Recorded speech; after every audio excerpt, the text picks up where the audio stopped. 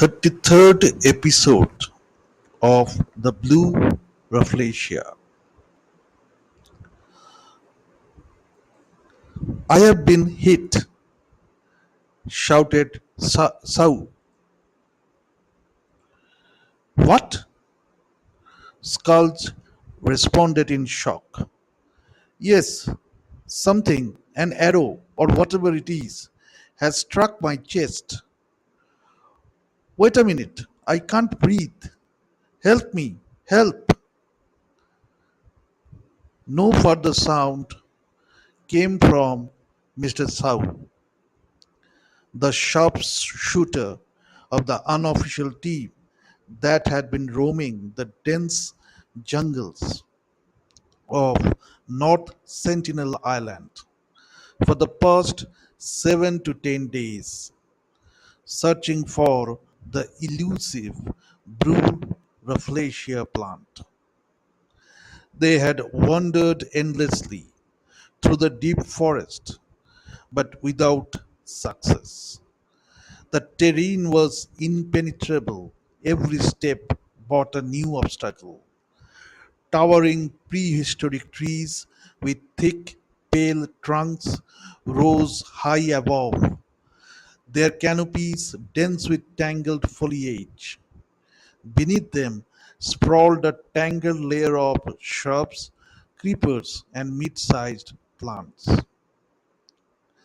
The deeper they venture from the coast, the more the forest transformed, its character darkening, its silence deepening. Yet, astonishingly, they had found no sign of the infamous Sentinelese tribe, renowned for their hostility toward outsiders and their fierce protection of the island's isolation. No animal life stirred around them, no birds, no mammals, no reptiles. The jungle lay under a haunting pin drop silence, disturbed only by the occasional rush of wind that whispered through the trees.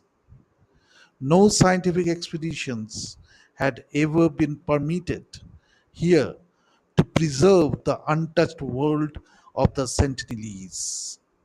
Even the most seasoned explorers dared not enter these depths, knowing well the deadly risk.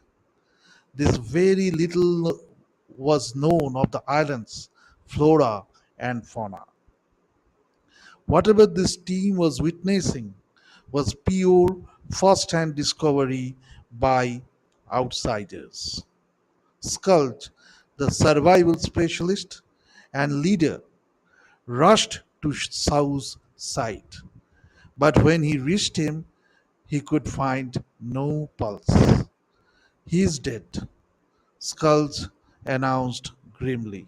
What? The rest of the team cried out in disbelief. Dr. Johnson, the geologist, an expert on uranium and known for his calm demeanor, stood frozen, shaking his head in shock.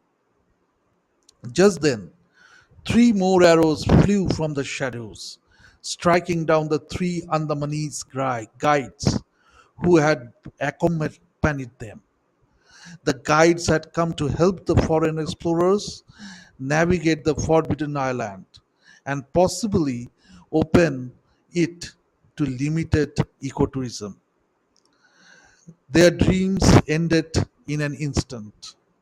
All three lay lifeless, arrows pierced through their chests.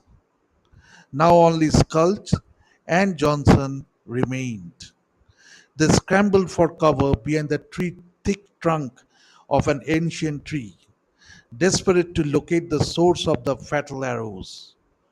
But as they crouched in fear, unaware of what lurked nearby, a creature with four legs and long, powerful incisors crept towards them from behind. It was a mother wild boar, fiercely protective of her newborns. The humans had unknowingly entered her nesting ground. Skulls heard a rustle, the sound of charging footsteps. He glanced back and saw the boar rushing straight at them. Johnson, get ready, he whispered sharply. He spun around, drew his rifle, and fired. The shot missed. The enraged boar did not slow. It thundered toward them, unafraid. Climb the tree, Skulls shouted. If you want to leave, climb now.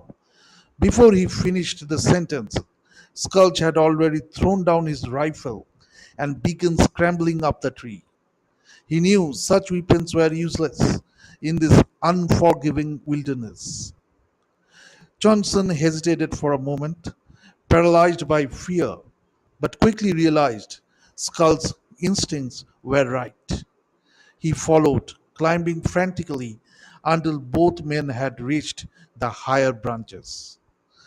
Below, the boar paused, seeing that her intruders had fled and her babies were safe. She turned back towards her nest.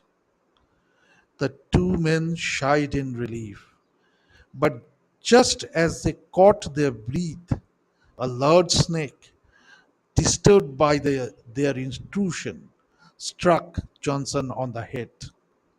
The serpent had long made this tree its home, sensing new alien creatures invading its space. It lashed out in defense. Johnson never stood a chance. The venomous bite was fatal. He fell from the branches, lifeless, before he hit the ground. Now Skulch was alone.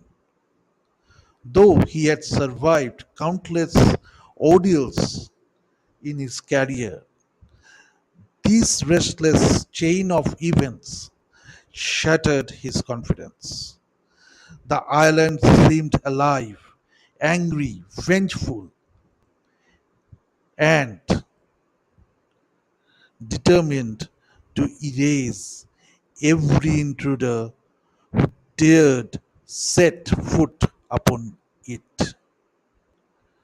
With this, we finish the episode number 33 of the novel The Blue Rafflesia, authored and narrated by Dr. Mrinmoy Mujumdar.